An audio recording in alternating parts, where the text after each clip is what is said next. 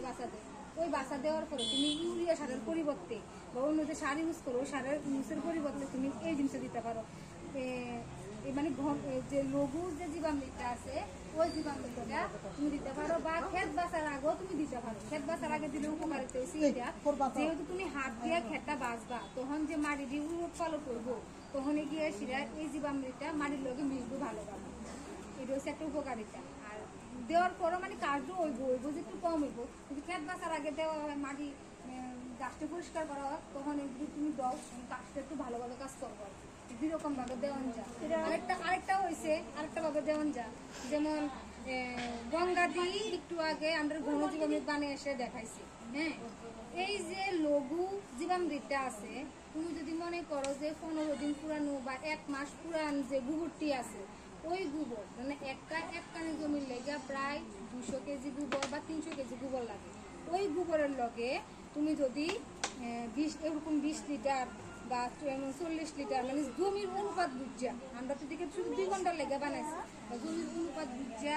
আর নাইলে তুমি যে 20 লিটার বানাইছো 10 কেজি গোবর না জানি 100 কেজি গোবরের লগে তুমি 10 লিটার লঘু জীবামৃত মিশাইয়া একটা ছায়াযুক্ত স্থানে, রোদ না লাগে ছায়াযুক্ত স্থানে ভালোভাবে ঢাকনা দিয়ে এসে তুমি রাখা দিবা। রাখানোর পরে ওই যে এটা কিন্তু একটা ঘন জীবামৃত তৈরি হয়ে যাবে। তোমার ওই এক্সট্রা ভাবে যে রৌদ্র শুকাইয়া এরকম বানিয়ে সেটা রৌদ্র শুকাইয়া সেটা কিন্তু আর ঘন জীবামৃত বানানো লাগবে না। তুমি যদি এরকম শুকনো গোবর দিয়ে সেটা যদি লঘু জীবামৃতটা মিশিয়ে রাখা দাও, রাখা সে যদি বানাও এটাও তোমার ঘন জীবামৃত হয়ে যাবে। মানে 100 কেজি গোবরের লগে তুমি 10 লিটার লঘু জীবামৃত মিশিয়ে তুমি ছায়াযুক্ত সামনে রাখা দিলা। এটা কোন সময় দিবা, যেমন জমির প্রথম চাষের আগে তুমি দিতে পারো, বা প্রথম চাষের আগে দিলে ঘন জীবামৃত চাষের প্রথম দিলে উপকারিতা কিটা দেখো। চাষের প্রথম দিলে উপকারিতা হচ্ছে ইডই যে তুমি সারটা ইউজ করলাম, ইউজ করানোর পরে জমির যে ওই যে আগে যে কথাটা কইলাম যে জমির উর্বরতা, জল ধারণ ক্ষমতা, জমির ভিতরে উপকারী অনুজীবের সংখ্যা বাড়বো, ঠিক এটা সেম এরকম এই কাজটাই কিন্তু করে দিব তোমার। যদি তুমি লঘুনা বানাই আসে যদি মনে করো ঘনটা বানাই আসে এমনি দিবা তাহলে সেম প্রথম চাষের আগে তোমার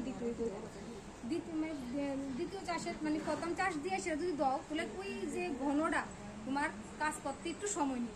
যখন তুমি চাষের লগে দিবা তখন এটা গুঁড়ো আরো মিষ্টি গুঁড়ো হয়ে যাবো গা, ঘনটা ভাঙ্গে আরো গুঁড়ো হয়ে যাবো গা। গুঁড়ো হইলে কিন্তু তোমার জমির লগে ভালোভাবে মিশে সেটা অনেক উপকারে তোমার জমি বাড়াইলো আর কি, জমির মানে আয়ও বাড়াইলো। মানুষের যেমন কয় না যে ঠিকভাবে ঘুমাইলে, ঠিকভাবে চললে, ঠিকভাবে খানা দানা করলে মানুষের আয়ু বাড়ে, কম কথায় আয়ু বাড়ে। ঠিক এরকম তুমি কম কানা যদি জমি তেমনি করো জমি ঠিকভাবে তোমার আয়ু বাড়ে। এটুকু হয়েছে ঘন জীবামৃত আর লঘু জীবামৃতের উপকারিতা।